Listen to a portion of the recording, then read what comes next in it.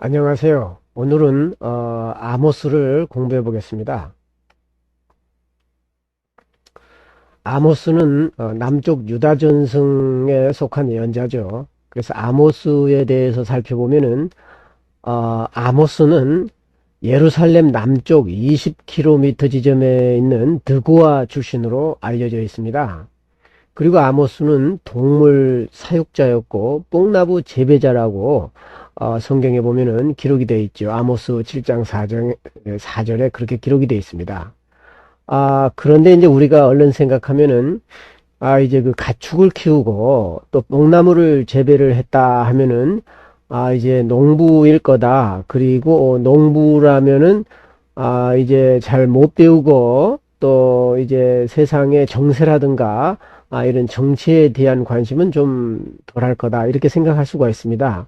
그런데 아모스 선지자는 시골에서 이제 살고 있는 단순한 무식한 어떤 환상가가 아니라 이제 국제 정세를 잘 알고 있었던 지식인으로 보입니다. 왜냐하면 아모스서를 쭉 읽어가다 보면 굉장히 국제 정세에 해박하고 또 아모스 선지자가 전하는 말씀은 굉장히 지식이 담긴 지식층이라는 것을 우리가 느낄 수 있는 그런 말들이 굉장히 많습니다. 그래서 이제 단순하게 동물 사육자였고 뽕나무 재배자라는 말로만 가지고서 이제 무식한 시골 농부로 생각을 하면 안 되겠죠.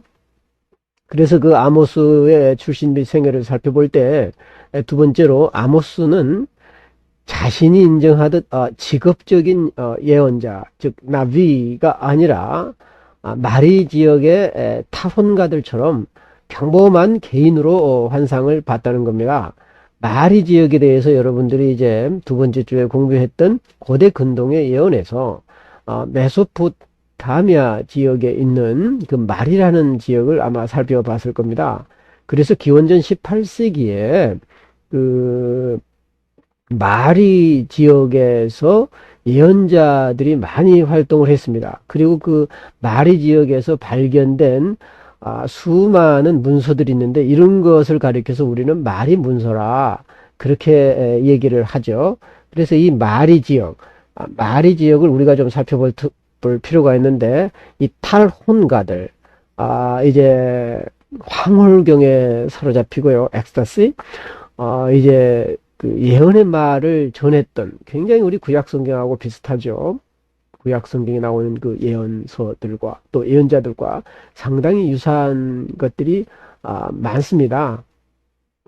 그래서 아모스는 예언을 직업적으로 했던 그런 그 예언자라기보다는 옛날 메소포타미아 지역에 있는 마리 지역의 탈원가들처럼 평범한 개인의 자격으로 환상을 봤죠. 그 환상을 보고 또 자신의 메시지를 직접적으로 혹은 간접적으로 왕이라든가 지배자, 즉 통치자들에게 전했습니다. 이제 예언자 그룹을 보면은 이제 직업적인 예언자 그룹이 있고 또 이제 개인적인 자격으로서 하나님의 혹은 신의 계시를 받고서 그 계시의 내용을 직업의 귀천에 상관없이 왕에게도 이렇게 과감하게 예언을 했던 그런 사람들이었습니다. 아모스 선지자를 잘 살펴보면은 여러분 아시다시피 아모스 선지자는 남쪽 유다 출신이었죠. 그럼에도 불구하고 북쪽 이스라엘로 가서 이스라엘의 멸망을 예고했고 또 이스라엘의 죄악에 대한 하나님의 심판을 선포하지 않았습니까? 그래서 아모스 선지자는 어떤 직업적으로 돈을 받고 해주는 그런 예언자가 아니라 하나님의 말씀, 하나님의 정의와 하나님의 진리를 객관적으로 선포했던 그런 이제 선지자에 해당이 되죠. 제사장, 북왕국에서 활동했던 제사장 아마샤는 유다의 중앙중재자에게 사용된 호칭인 선견자로 아모스를 부르고 있어요. 자, 이제 아모스를 부를 때 선견자라고 부르죠. 즉 호재라고 부른다는 겁니다. 그런데 이제 호재라는 호칭은 남쪽 유다에서는 주로 그 이제 왕궁과 관련이 된 즉 궁중 예언자에게 많이 사용됐던 그런 용어였죠. 그렇게 이제 아모스를 부르고 있어요. 그리고 이제 아모스에게 너희들 선견자들이 활동하는 유다로 돌아가라 이렇게 얘기합니다. 그래서 이제 남쪽에서 살았던 아모스가 북쪽에 가서 예언을 하니까 북왕국에 있는 사람들은 굉장히 그 기분이 좀 안 좋았겠죠. 그리고 특별히 이제 그 거기에 있는 종교인, 정치인들, 특별히 제사장들도 과감하게 비판을 하니까 이제 그들의 공격을 받을 수밖에 없었습니다. 아모스는 자기 자신에 대해서 스스로 예언자, 즉 나비라고 하거나 혹은 예언자의 아들이 아니라고 그렇게 얘기를 합니다. 그래서 그 우리 책 저자인 로버트 윌슨에 의하면 아모스는 북왕국 이스라엘에서 예언 활동을 했지만 남왕국 유다 출신이므로 유다 전승에 속해 있습니다. 그래서 우리가 아모스 선지자를 볼 때 잘 염두에 둘 것은 아모스가 북쪽에서 예언을 했다고 해서 북왕국 사람이 아닙니다. 남쪽 사람이 북에 가서 예언을 했죠. 그래서 아모스 선지자는 남쪽의 유다 전승에 속합니다. 세 번째, 고전 예언자. 여러분 이제 그 여기서 이제 고전 예언자라는 용어가 나왔는데요. 이 예언자는 클래시컬 프로페트 그래가지고 고전 예언자와 또 하나는 문서 예언자로 이렇게 구별이 됩니다. 고전 예언자와 문서 예언자의 차이는 뭐냐면 고전 예언자는 이제 자기 자신이 이제 예언의 내용을 스스로 남기지 않았습니다. 즉 엘리야라든가 엘리사 선지자들은 스스로 자기의 그 예언 활동을 남긴 것이 아니라 후손들에 의해서 그 이야기가 전해져 내려오죠. 그런 예언자들을 가리켜서 우리는 고전적인 예언자, 고전 예언자라 그렇게 부르고 이제 8세기서부터 이제 문서 예언자들이 출현하기 시작했죠. 호세야, 아모스, 이사야, 미가, 이제 이런 예언자들, 에레미야, 에스겔 이런 이후 예언자들은 전부 이제 자기가 전했던 예언을 문서로 남겼습니다. 물론 이제 그 후손들도 이제 같이 동조해서 남겼다고 보여지는데요. 일단 자기 스스로 자기의 문헌을 남겼다고 그래서 우리는 문서 예언자라 그렇게 부르고요. 엘리야나 엘리사 선지자들은 이제 그들에 관한 이야기만 남아 있기 때문에 우리는 고전 예언자라 이렇게 부릅니다. 고전 예언자와 구별되는 문서 예언자 가운데 아모스는 첫 번째 사람이다. 그래서 이제 자기 글을 이제 문헌으로 남긴 자기의 예언을 문헌으로 남긴 사람 중에 첫 번째 사람으로 아모스는 기록이 되고 있습니다. 뉴섬이라고 하는 학자는 아모스의 설교가 사람들이 이제껏 들어본 것과는 굉장히 다르다. 이제 아모스 선지자가 전한 이제 설교는 굉장히 다른 것들하고 비교해 볼 때 굉장히 과격하고 이제 비타협적이라는 거죠. 아주 그 개혁적이라는 겁니다. 비타협적인 메시지였기에 많은 사람들의 관심을 아마 모았을 거다. 이제 이렇게 얘기를 합니다. 그래서 이제 아모스 선지자는 하나님으로부터 소명을 받은 다음에 어디 가서요? 북왕국 이스라엘에 가서 예언을 했습니다. 그래서 이스라엘에 가서 예언을 했다 할지라도 아모스는 남왕국 유다 출신이므로 유다 전승에 속해 있다는 것을 여러분들이 기억해 두시기 바랍니다. 또 다섯 번째, 아모스는 제사장과 성전 요원들의 태만과 무관심에 모욕을 당한 일반 백성이다. 이제 그 굉장히 이제 제사장들이라든가 또 성전에서 일하는 사람들 이런 사람들이 신실하지 못했다는 거죠. 그리고 이제 수도 승업에 게으른 부자들의 생활 방식을 혐오했다는 겁니다.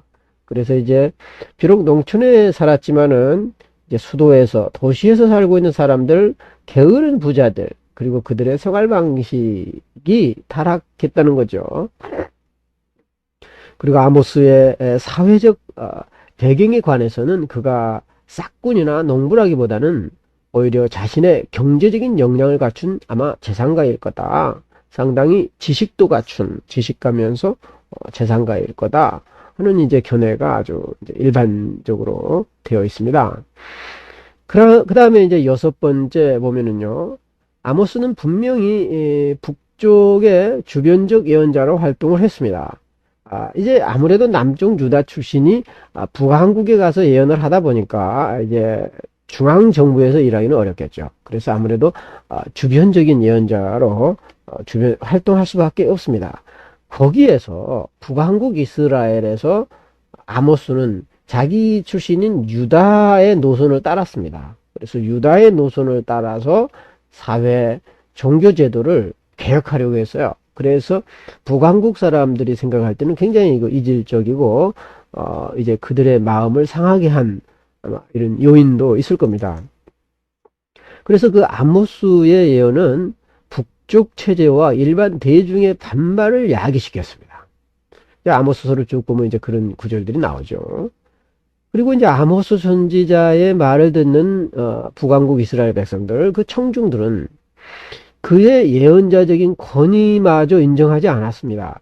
한번 여러분 생각해 보십시오. 전혀 이제 자기들과 적대적인 관계에 있는 남한국 유다 출신이 올라와서 북왕국이 이렇다는 둥 저렇다는 둥 얘기를 하고 또 북왕국 사람들의 죄로 말미암아서 멸망할 것이다. 뭐 이런 얘기를 계속하면은 굉장히 이제 기분이 나쁠 겁니다 아마. 그래서 아모스가 예언자냐 그 권위를 인정하지 않았다는 거죠. 이러한 이유로 그는 주변적 예언자로서의 임무를 마감하고 이제 국에 즉 유다로 추방당한 것으로 그렇게 이제 알려지고 있습니다. 아모스가 예언했던 그 활동 배경을 이제 살펴보기로 하겠습니다. 아모스는 여로보암 2세 통치 시절에 활동을 했는데 이제 여로보암 1세와 여로보암 2세가 있다고 그랬죠. 여로보암 1세는 언제입니까? 이제 이스라엘의 초대 왕이죠. 솔로몬이 죽은 다음에 처음으로 이스라엘의 왕이 된 왕은 이제 여로보암 1세입니다. 그래서 이제 그때 왕을 여로보암 1세라 그러고 이제 아모스가 활동하던 시대의 왕을 여로보암 2세라고 그럽니다. 이름이 같기 때문에 1세, 2세로 구별하는 것입니다. 그때가 이제 주전 760년에서 대략 750년경, 북왕국 이스라엘이 기원전 722년에 이제 멸망했다면 대략 이제 북왕국 이스라엘이 멸망하기 한 30년 전에 아모스 선지자가 예언을 했다는 겁니다. 이제 그렇게 생각을 하다 보면 이제 아모스 선지자가 북왕국의 멸망을 예고했다라고 하는 것은 불과 30년 후 얘기를 한 겁니다. 그래서 이제 우리가 예언자들이 미래를 예언을 할 때 뭐 200년 후, 300년 후, 1000년 후 뭐 이런 걸 예언한 게 아닙니다. 20년 후, 30년 후 아주 가까운 미래를 예고했죠. 그렇기 때문에 이것은 일반 무슨 점술가들이 이렇게 점치는 행위라기보다는 이제 그 국제정세와 또 정치, 경제, 사회, 문화 모든 면에 식견을 가지고 있는 사람이 또 이제 하나님께서 주신 그 영적인 통찰력과 함께 예언을 하게 됐던 거지. 그냥 자기 생각은 아무것도 없이 하나님으로부터 오는 그 메시지만 가지고 예언을 하지는 않았습니다. 그래서 대부분 예언자들은 이렇게 가까운 미래를 이제 통찰력 있게 바라보았다. 거기에 하나님의 영감이 가미됐다. 이렇게 생각하는 것도 일리가 있습니다. 그래서 여러분들이 이런 것들을 잘 살펴볼 때 도움이 될 테고, 그때 이제 아모스가 활동할 때는 북왕국은 어떤 상황이 있었냐면은 정치적, 경제적으로, 문화적으로 굉장히 번영할 때였습니다. 그래서 여로보암 2세는 북왕국 이스라엘에 있어서 상당히 이제 활성화되었던 정치적, 경제적으로 부유했던 시절의 왕으로 그렇게 기억되고 있습니다. 또 여로보암 2세는 하맛 어귀에서 아라바 바다까지 영토를 확장해 가지고 국제 무역을 위한 교두보를 확보했습니다. 이제 국제 무역을 위해서 이제 지중해 연변을 장악하면서 이제 계속 그 해상 무역을 확보했다는 거죠. 그 결과 이제 이스라엘이라고 하는 나라는 굉장히 활성화됐고요. 또 그 당시 세계적인 제국이었던 아시리아와의 협력 관계가 유지되었습니다. 그렇기 때문에 이제 외국의 침략을 받지 않아도 됐다는 거죠. 그래서 정치 또한 안정이 됐습니다. 그런데 이렇게 사람이 편해지다 보면은 점점 이제 타락하게 되죠. 그래서 이제 시간이 지나면서 이제 북쪽의 시리아의 세력이 부상합니다. 시리아의 세력, 북왕국 위쪽에 있죠. 시리아의 세력이 부상하면서 전쟁의 위협이 고조됐고요. 또 전쟁의 위협이 고조되다 보니까 경제 활동도 굉장히 위축이 됐습니다. 그런 상황에 있음에도 불구하고 이제 잘 사는 사람들은 사회의 특권층에만 한정되어 있습니다. 이제 우리나라도 요즘 굉장히 경제가 어렵죠. 그런데 이렇게 어려울 때 이제 소위 말하면 재산가들은 오히려 굉장히 더 유리해지는 거죠. 그렇듯이 이렇게 어려울 때 이제 사회의 특권층은 더 자신들을 위해서 이렇게 챙기는 그런 경우가 굉장히 많아요. 그러다 보니까 사회적인 정의가 서겠습니까? 사회 정의는 땅에 떨어졌고 또 일반 백성들은 과중한 세 부담으로서 아주 궁핍한 상태에 놓이게 됐습니다. 그래서 이제 북왕국 이스라엘에서 여로보암 2세 치하에서 아모스가 활동할 때 굉장히 북왕국이 번영했던 마치 이제 나라가 멸망하기 약 한 3, 40년 전 아닙니까? 폭풍이 일 때 폭풍 전야, 폭풍이 몰려오기 하루 전날, 즉 폭풍의 눈에 있을 때는 굉장히 고요하죠. 마치 폭풍 전야의 상태와도 같았습니다. 이 북왕국 이스라엘은. 그렇기 때문에 그들은 이제 평온한 분위기인 것 같았지만 사실은 아주 위기가 임박했음에도 불구하고 나라의 지도자들은 전혀 생각하지 않고 자기들의 이익만 추구하고 있었던 거죠. 이런 내용을 아모스 선지자는 과감하게 고발했고 또 그들에게 회개를 촉구했고 또 그들의 죄로 말미암아 이스라엘은 멸망할 수밖에 없다는 이런 내용을 과감하게 선포를 했던 거죠. 또 이제 당시 북왕국 이스라엘의 이제 상황을 살펴보면은요, 계속되는 중앙 집권화가 이루어졌어요. 이제 중앙 집권화가 이루어졌다는 얘기는 왕권이 강화됐다. 그런 뜻입니다. 원래 이스라엘은 이제 왕권 체제로 출발한 건 아니었죠. 원래 이스라엘은 지파 동맹, 즉 12지파들의 연합체로 출발을 했습니다. 그런데 그것이 이제 시간이 지나면서 그 지파 동맹이라고 하는 체제가 사실은 많이 이제 무너지게 되죠. 그리고 그 지파 동맹 체제는 왕권 체제로 이제 바꿔지게 됩니다. 그래서 이제 왕권 체제로 바꿔지면서 이제 중앙 집권화가 이제 되죠. 그리고 왕궁과 정교한 제의를 유지하기 위해서 재원이 필요합니다. 이제 왕궁을 화려하게 짓고 또 이제 제사를 이제 아주 정교하게 지내기 위해서 많은 돈이 필요한데 수많은 농민으로부터 이제 세금을 굉장히 많이 받아들였어요.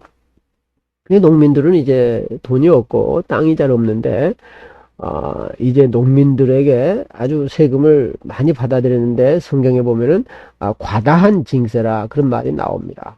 그래서 아주 이제 미일로 세금을 받았는데요. 굉장히 부당한 세라 이렇게 나와 있습니다.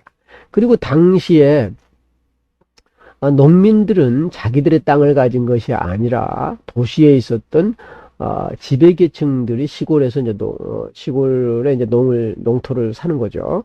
요즘의 우리나라 현상과 거의 유사하다고 볼 수가 있습니다. 지금 시골의 농촌의 현실은 농부들이 가지고 있는 땅이 별로 없습니다. 대부분의 땅들은 이제 도시 사람들이 사놓고 그리고 이제 시골에서 살고 있는 원주민들은 이제 그들의 땅을 대신 농사 지어주는 이런 경우가 상당히 오늘날에도 한국 사회에도 굉장히 많습니다.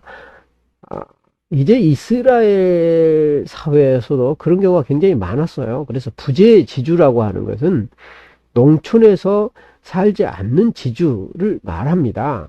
그래서 이제 도시에서 살면서 가끔 이제 와보거나 이제 다른 사람을 시켜서 농사를 짓게 하는 거죠.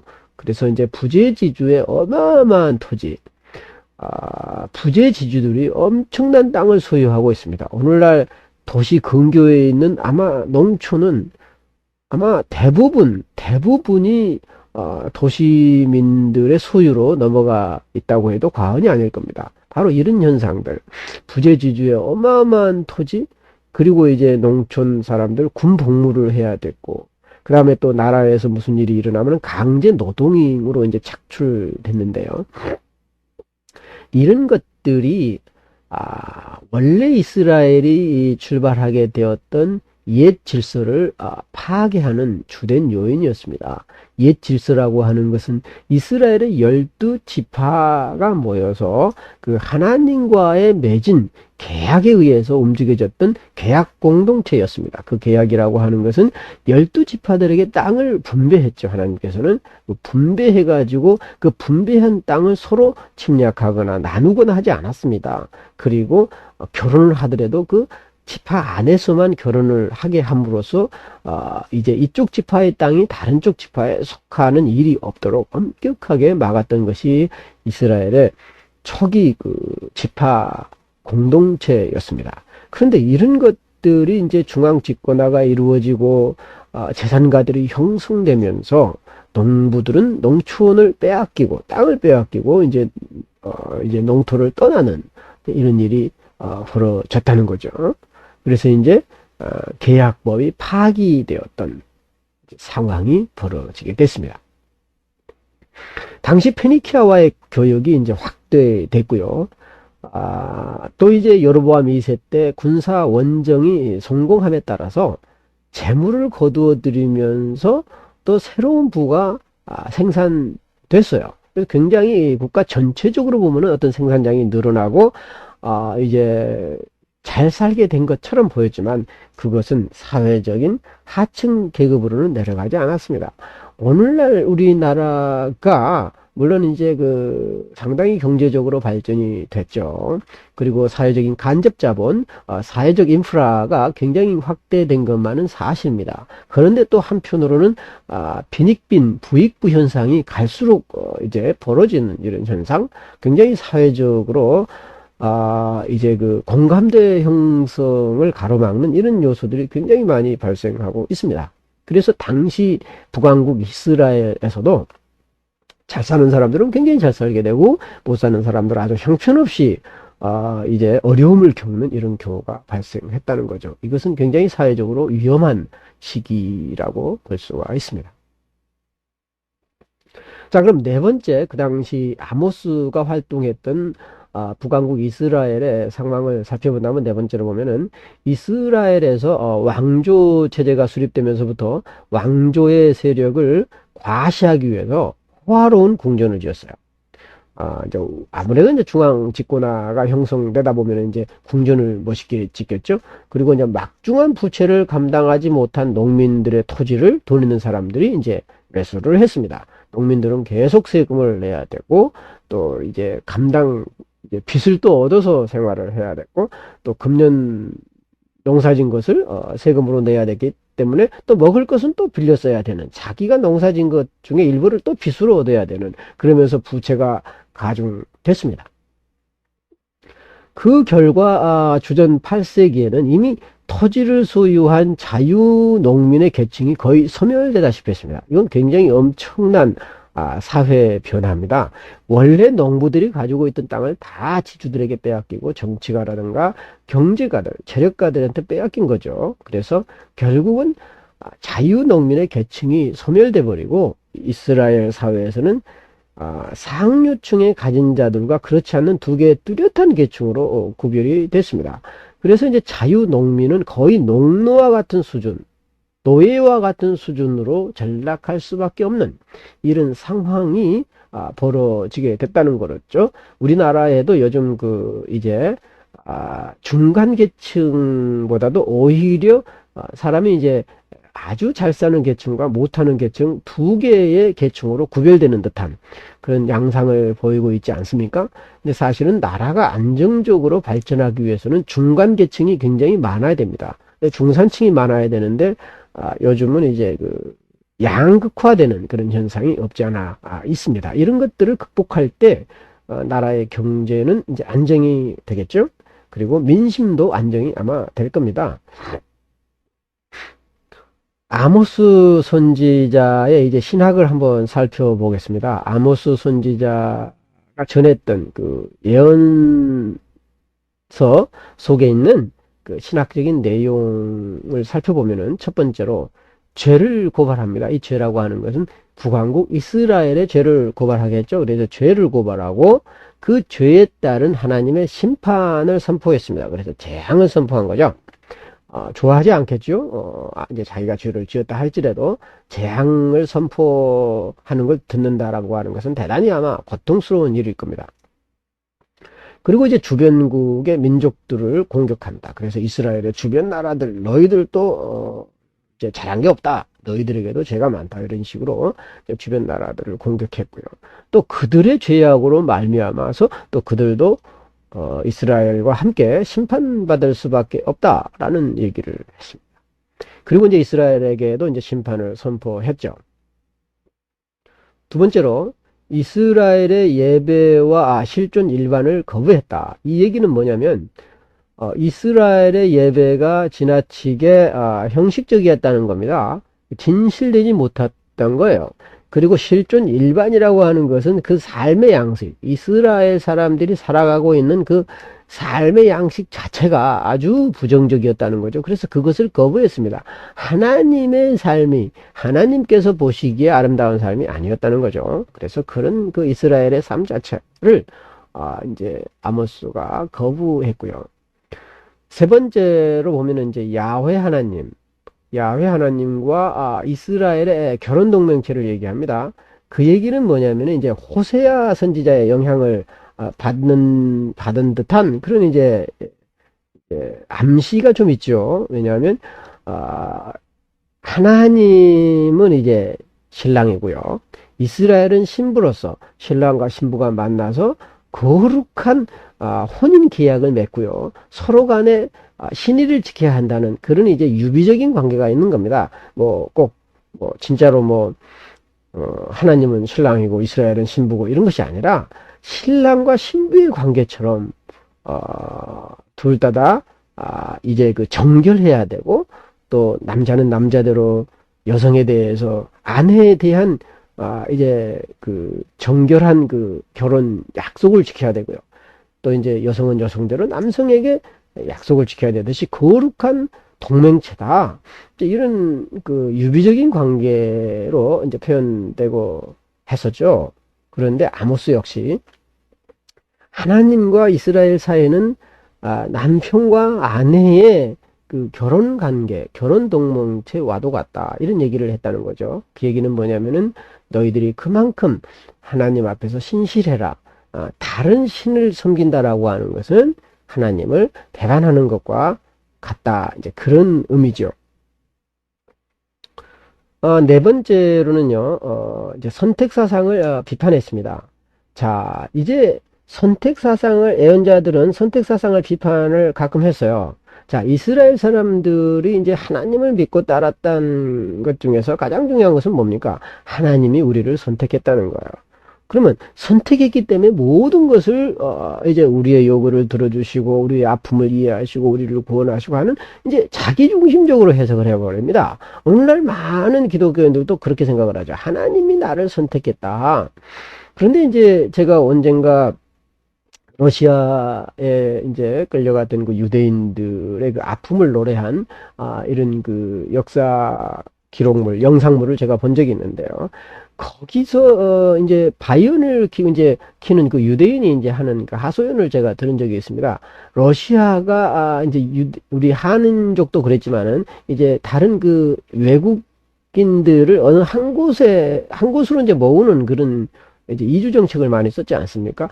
그때 이제 한 유대인이 이제 그 바이올린을 일으키면서 하는 말이, 하나님은 어떻게 이렇게 우리가 좋아하지 않는 거, 싫어하는 거, 죽음으로 내모는 일까지도 우리를 선택하십니까? 이런 하소연을 한 걸 제가 들은 적이 있습니다.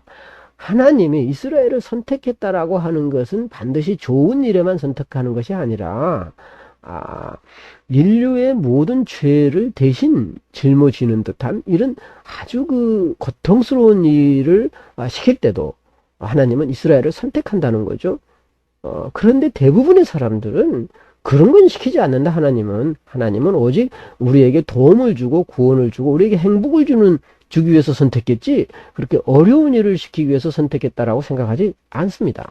오늘날 많은 기독교인들도 그런 생각을 갖고 있죠. 하나님이 우리를 선택했다라고 하는 것은 선물을 주고 구원해주고 아주 수많은 이익을 주기 위해서 선택을 한 거지, 어떻게 고통을 주기 위해서 선택을 했느냐 상상을 못한다는 거죠. 거기에 대해서 아모스 선지자는 과감하게 얘기를 하는 거죠. 아니다. 하나님께서는 우리에게 행복과 사랑을 주기도 하지만은 때로는 심판을 할 때도 우리를 선택해서 우리를 심판함으로써 다른 사람을 구원한다라고 하는 이런 사상. 그래서 아모스 선지자도 그런 이스라엘의 아주 자기중심적인 선택 사상을 재판했던 겁니다.